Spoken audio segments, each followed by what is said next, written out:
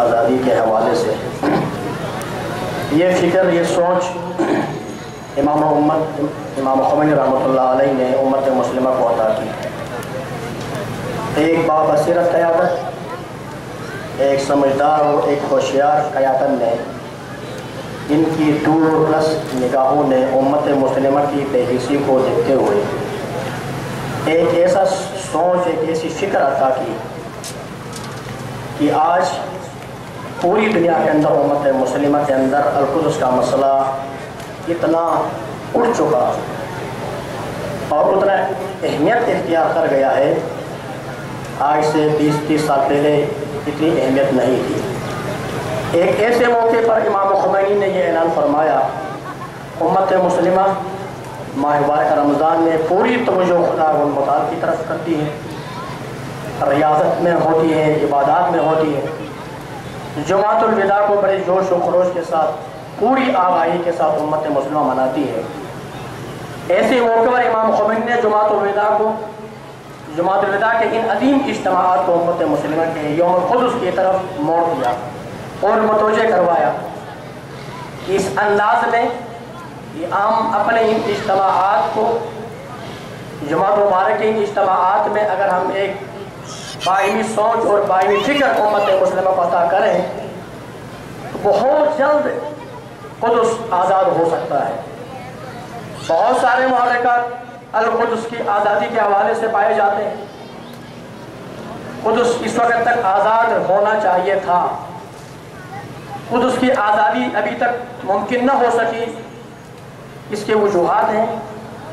پہلی وجہ خود امت مسلمہ کی بے حسی، امت مسلمہ کے اندر خود ہم آہنگی کا نہ ہونا، ایک آواز کا نہ ہونا، اپنے ہدف اور اپنے مقصد کی طرف سب مل کے نہ چلنا، آپس میں اتحاد کو برقرار نہ رکھنا، مختلف سوچیں، مختلف فکریں، مختلف سمتوں میں امت مسلمہ تقسیم ہے، مختلف سوچ میں تقسیم ہے۔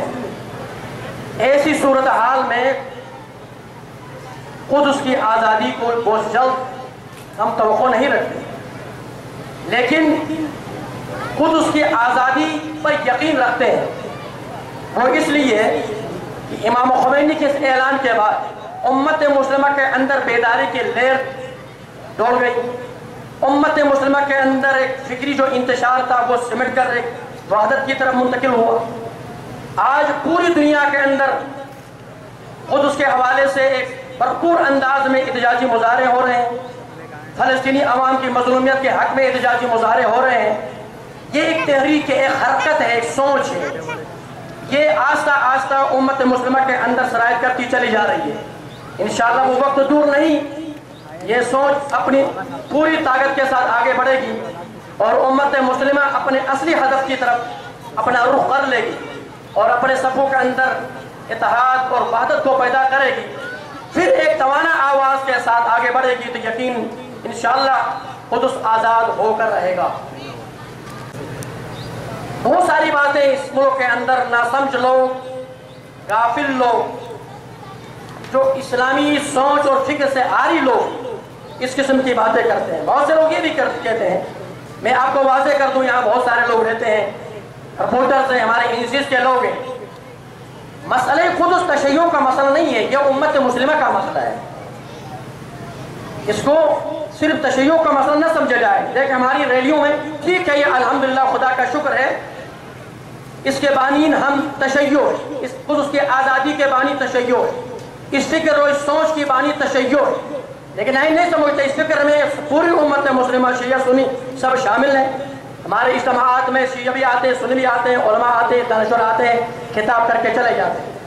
اس سے ہٹ کر میں آپ مومنین اور خواتین محترم کی خدمت میں ایک سوچ اور ایک فکر، ہم ولایت علی بن ابی طالب کے قائل ہیں۔ ولایت سوچ بہت ہی وسیع سوچ ہے۔ دو قسم کے فرمان ہمیں آشکار ملتے ہیں قرآن و حدیث کے اندر۔ ایک تو نہج البلاغہ میں مولا کائنات امیر المومنین علی بن ابی طالب علیہ السلام کا فرمان جو صریح فرمان ہے، ایک اصول مرتب کیا امام نے، یا بنی کون ظالم خصم المظلوم آؤنا، ایک ڈائریکشن دی امام نے، ایک معیار مقرر کیا امام نے، اصول دیا۔ دیکھیے ظالم مظلوم کے حوالے سے امام نے ایک اصول دے دیا، ظالم کوئی بھی ہو، کسی مکتب فکر کا رہنے والا ہو، امام نے مخاطب تو امام حسن اور امام حسین سے، لیکن پوری امت سے امام کا خطاب ہے کہ ظالم کا ہمیشہ دشمن رہو، مظلومین کی ہمیشہ حمایت کرتے رہو۔ لہذا اس امام علی کے جملے کو لیتے ہوئے ہمارا فریضہ بنتا تھا کہ ہم امت مسلمہ کے حوالے سے جو بھی کر سکتے تھے، فلسطین کے مظلومین کے لیے، فلسطین کے محرومین کے لیے، قدس کی آزادی کے لیے، اس لیے ہم امام علی کے پیروکار ہیں، ہم امام علی کے ویژن اور نظریے کو فالو کرتے ہیں۔ لہذا امام علی نے ہمیں ایک نظریہ دیا، ایک ہدف دیا، ظالم کی کبھی حمایت نہ کرنا۔ ظالم کسی کا نہیں ہے، جس مرتبے کا بھی ہو اس کی حمایت نہیں کی جا سکتی۔